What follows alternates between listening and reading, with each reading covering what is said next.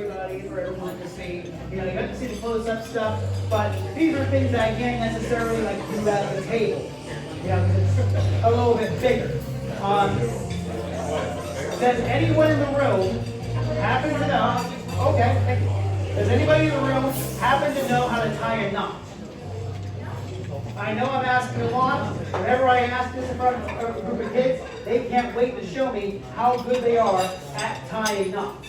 But I ask a group of adults as if we all try to tie knots. Does anybody in here know how to tie a knot in a rope?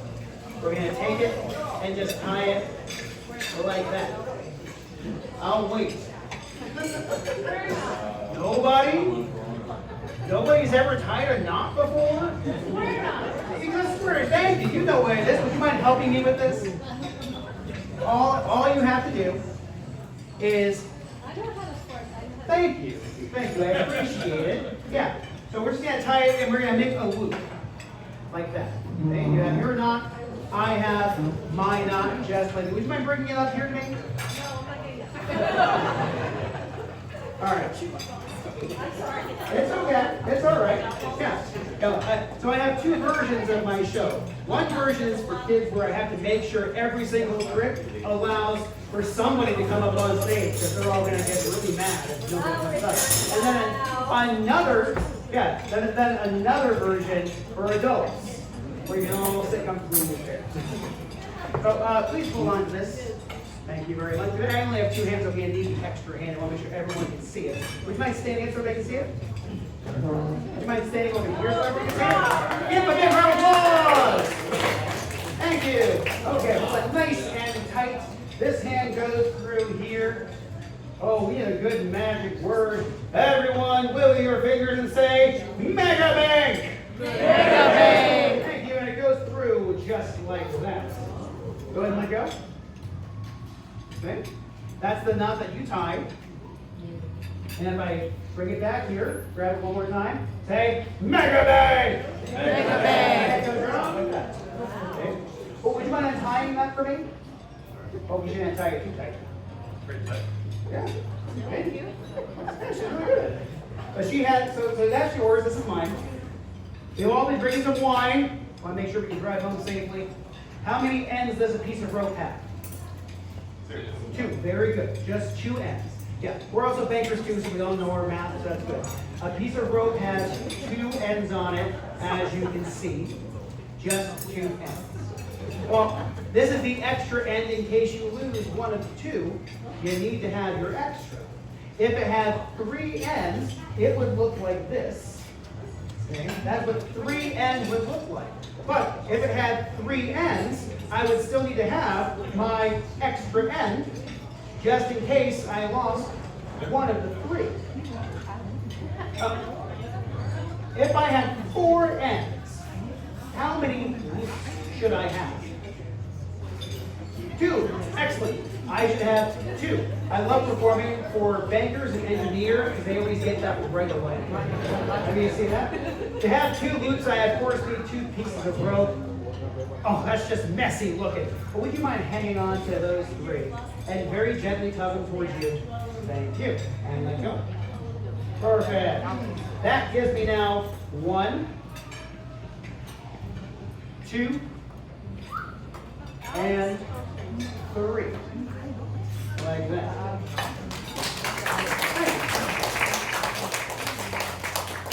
Grab onto any of those three.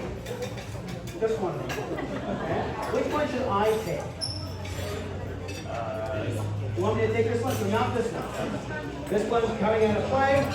We have this one. I can end where I begin with one long piece and one short piece. Give him a big round of applause. Thank you so much for your help. Thank you. I really appreciate you coming on. All right. For this next one, it's going to be a card trick. It'll be a card trick that we're all going to be able to see crystal clearly. Because I have a little book here. I have this sketchbook. On the front page of this book, I have a prediction. We're going to see if the card that I predicted will be chosen. I just need someone who is willing to pick a card and know you don't have to come up with it. You can just pick a card. Let's see. Do this table. Hello. Remind me your name. Richard. That's awesome. Nice to meet you, Richard. Richard, I'm going to ripple the card like this, and I want you to say stop whenever you want. Okay? So take that card. You can show it around. I'll turn my head. You're going to hang on to it for just a sec. And then I'll get it back from you. But why don't you take it and place it face down on the table. And we're going to see if I can guess the card first, just to make sure it matches my prediction. So what I see, what I foresaw coming here today, was a card that wasn't too high, but it wasn't too low. It was kind of just right. Okay, somewhere in there. Like 7, 8, 9, or 10. 8, 9, or 10. One of those three, right? 8, 9, or 10. It's somewhere in there is what I'm thinking. You look like you have a really big heart. So I wouldn't be surprised if you summoned a heart. Now the question is it 7, 8, 9, or 10? Well, I'm going to narrow it down to 8, 9, or 10. So I'm going to say them really fast. I'm going to say 8, 9, 10. And I want you to just look at me while I say 8, 9, 10. Got it? 8, 9, 10. 8, 9, 10. 8, 9, 8, 9, 10. 9, 10, 8, 10, 10. What's the 10 of hearts? Give him a big round of applause. And just to show that I did in fact know he was going to pick the 10 of hearts, I had it on the very front page of my sketchbook. Along with every other card in the deck, of course. I didn't want to piss. I'm a professional. You want to actually see that 10 of hearts. Okay. Remember our magic words? Everyone wiggle your fingers and say, MegaBank! MegaBank! There we go. Oh, you keep wiggling your fingers at it. There it goes. Perfect. Oh, straighten up, fella. You're in front of fingers. And you know what? I have a cool idea. I think since you were brave enough to help me with this magic trick, Richard, and your name is Richard, and I have to applaud that, I'll let you keep it.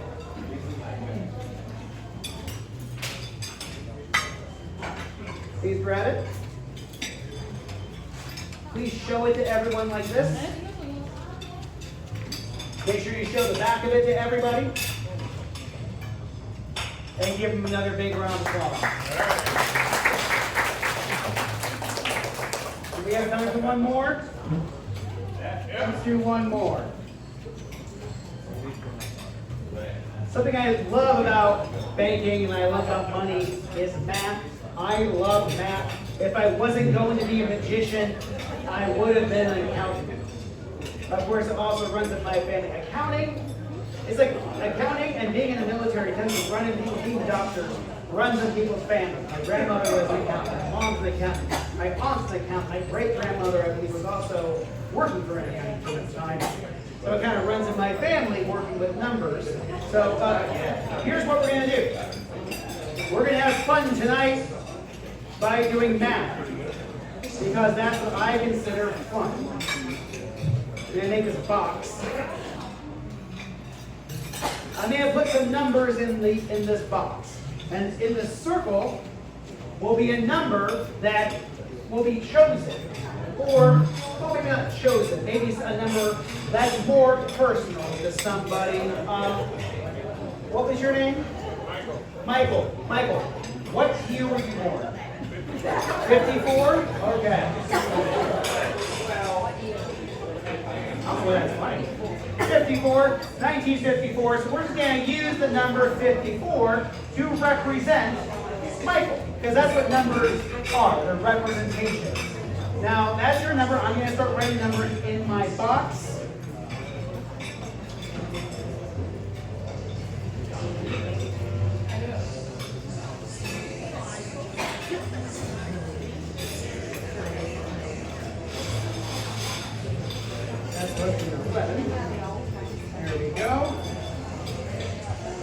And that one looks good there.